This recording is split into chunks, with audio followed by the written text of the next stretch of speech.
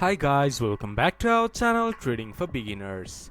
Today in this video I'm going to show you how to trailing stop loss on Etoro. To do so, follow some simple steps with me. First of all, open your Etoro application or go to Etoro website from your browser. Then this type of interface will appear in your screen once you have logged into your account. From here you can search the instrument that you want to trade on, or just go to discover from this left side of the screen and then navigate to the instrument that you want to trade.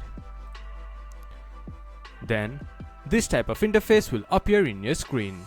From here you can see trade. Click on it, then you can either buy it or sort the instrument. From there you can see a trailing stop loss option. Click on it, then it will fix a trailing stop loss in your instrument. This is how you can fix trailing stop loss in Etoro. This much for today's video. If you guys find our video helpful, please leave a like and comment, and do not forget to subscribe our channel and hit the bell icon. I'll see you guys again in our next video. Thank you for watching.